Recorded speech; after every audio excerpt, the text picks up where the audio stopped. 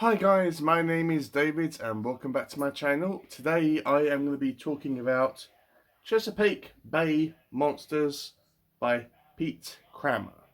I was sent this book by the author himself for a honest review. At first I was really impressed by the cover. I mean, the cover looks incredible. I mean, let me just show you up close. It's really interesting, kind of like a painting.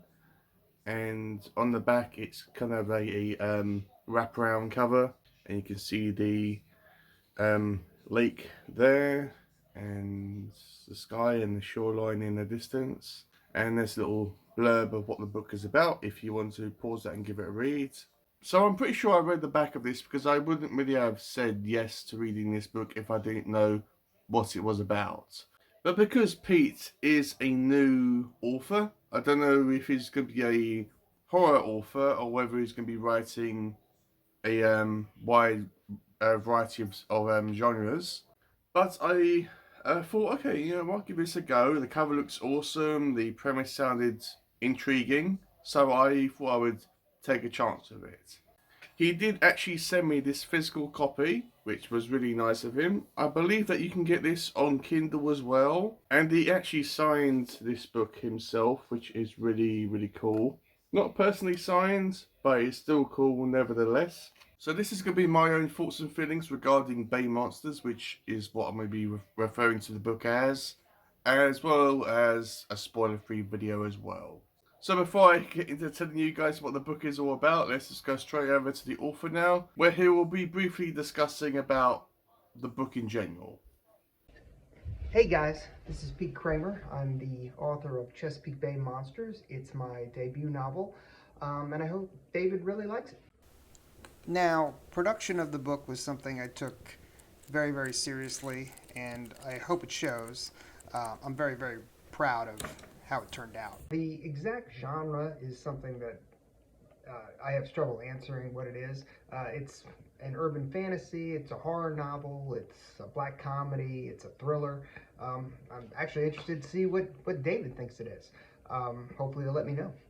Thanks, Pete. And if you want to contact this author, I will have any information, any contact information down below in the description. So please do not be frightened or nervous about reaching out to this author, as I'll have a bunch of his contact information linked down below in case you want to get in touch. So Bay Monsters, for me, is kind of a supernatural kind of fantasy with a splash of horror in it. For me, this isn't really straightforward horror, as Pete said in his clip. This book is a wide variety of genres.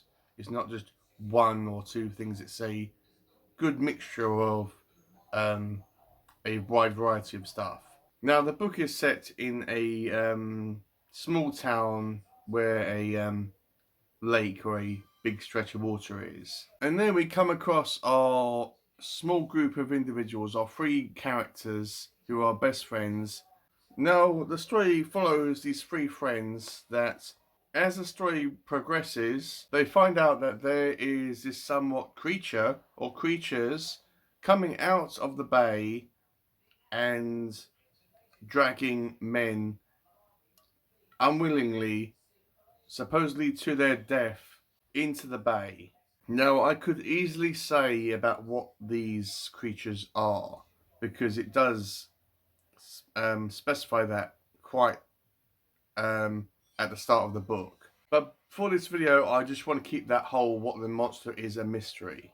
But I will say it's a monster that we're all familiar with within novels and pop culture and movies and all that stuff. So they are trying to find out why why these creatures are doing this. And more importantly, they come across an individual that has somehow acquired all these weapons, which are pretty much knives, these special knives and swords, as well as this special gun that can shoot water, and is a combination of a water pistol or a super soaker and a somewhat of vacuum, like a vacuum cleaner. So they suit up like the Ghostbusters, and they are on a mission to kind of rid their town of these creatures. And as the reason why they're doing it is because after um, quite unknowingly to them about what was going to happen, they came across this one creature that they happened to stab with one of these special blades.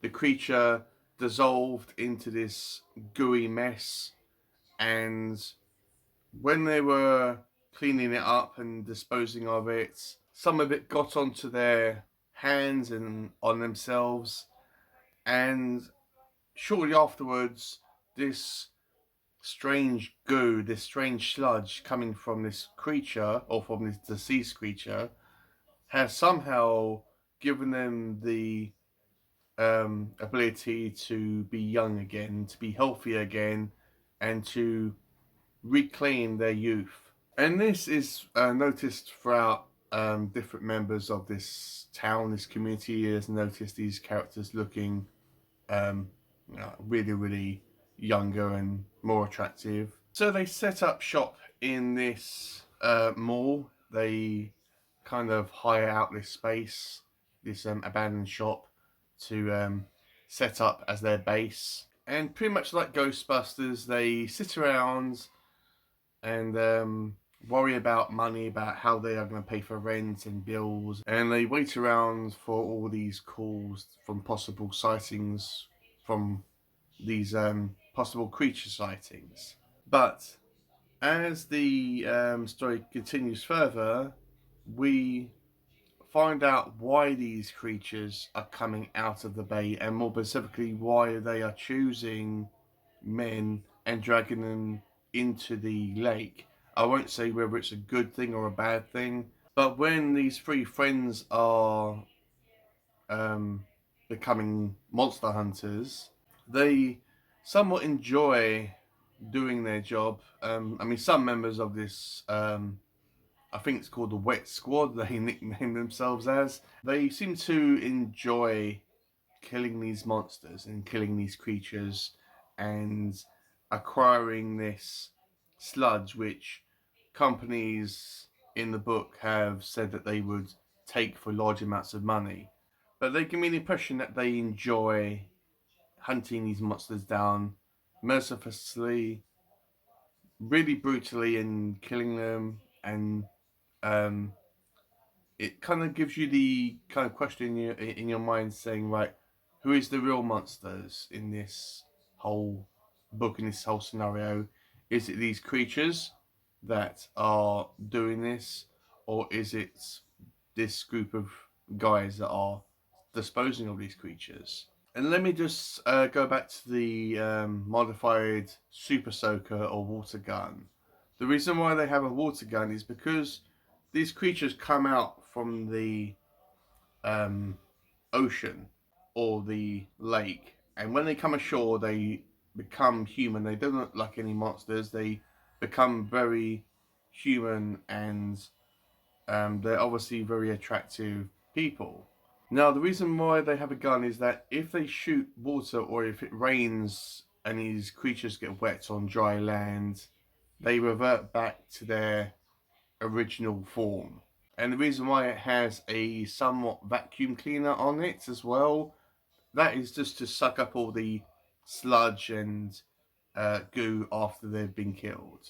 So at the end of the book, our three friends encounter why these creatures were choosing men and dragging them into the lake.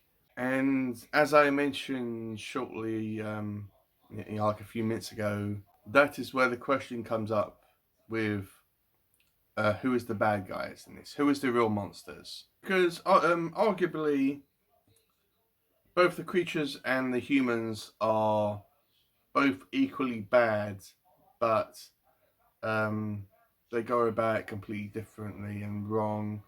In my opinion, they're both equally evil. So, what did I think of Bay Monsters as a whole? As a whole, it was a really, really good book. I enjoyed it. It did drag a lot in places, I must say that. Especially at the end. The ending was kind of okay for me. It was just kind of so-so. Um, I don't know if I can fully 100% blame Pete for that and this book for that. The reason why the ending was so-so for me is that I was reading it in my public library, or one of my public libraries, and there was a group of middle-aged women there. I think like doing a book club thing, and they were talking very loudly the aisle next to me when I was at the end. And I don't know whether that was a distraction that took me out of the book at some times or at some places. Maybe if I reread this, I will get the ending and appreciate it more.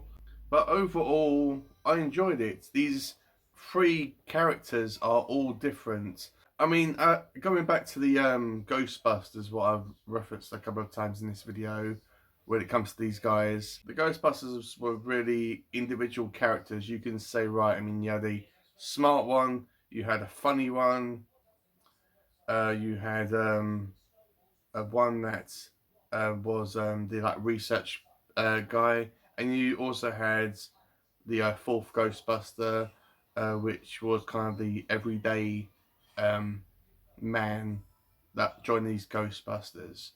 But for these guys, two of them kind of seems very similar to me. I couldn't really tell them apart. But there was one character, this one member of this wet squad, um, that was kind of unique.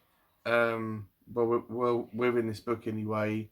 Um, he kind of reminded me of Vecman. I think that's what his name is called, Peter from the Ghostbusters, where he was uh, not really a womanizer, but he loved women in any situation.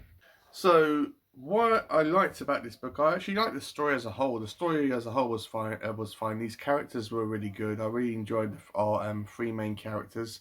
I liked the monster or the monsters. I thought that they were um, kind of a cool villain or somewhat villain, and I liked their motivation when I found out exactly what their motivations are.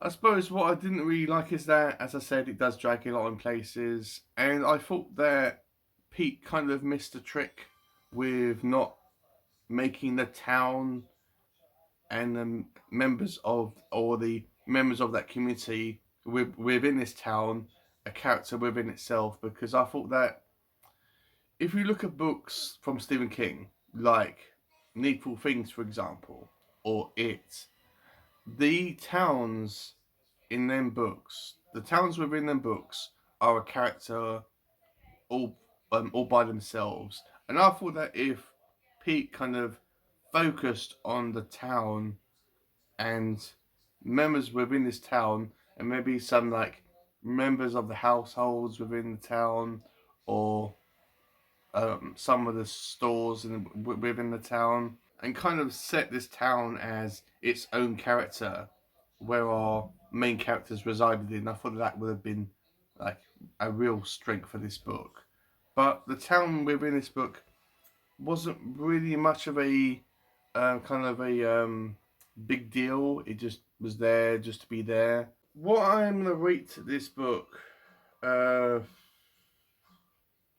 I don't think it deserves a 2.5 stars. I think that I'm going to give this a 3 stars out of 5. It was a real good attempt for a debut novel. Um, Not the best debut novel I've ever read, and definitely not the worst debut novel or novel in general that I've ever read. But it was a very, very interesting and good experience to read this book. As a horror fan, would I recommend this book to people that love reading horror? Yes and no. Yes, I would recommend this to anyone that actually likes horror and is trying to get into horror, but also like a little bit of mystery and thrillers and supernatural stuff to their books. But if you are a horror fan and you pick up this book, just be aware, guys, that this isn't a straightforward horror novel. This is a mixture of horror, supernatural, suspense, thriller, um, a bit of comedy sprinkled in for good measure, I suppose. So just keep that in mind, guys. So that has been my video. Hopefully I've done this book justice. I just want to say as well, thank you, Pete, for sending me this book and for reaching out to me. And if and when you do write something else, I wouldn't mind giving that a read as well. As I did like Pete's writing style. It's just that I felt at times that maybe this book didn't know exactly where it wanted to go and what direction it wanted to go. It would just kind of went with the flow and yeah, let characters do whatever they wanted. But I wouldn't mind reading anything else that Pete has gonna write and publish. So let me know if you read the Chesapeake Bay Monsters. Let me know, what did you think about it? Have you been encouraged to read it and give it a try from watching this video? Let me know if you are going to read it or are going to be buying it and giving it a read. So yeah, thank you for watching, guys. Thank you, Pete, for sending me this book, and I will be holding on to it, obviously, and I cannot wait to give it another reread at some point. So thank you for watching, and I will see you in my next video.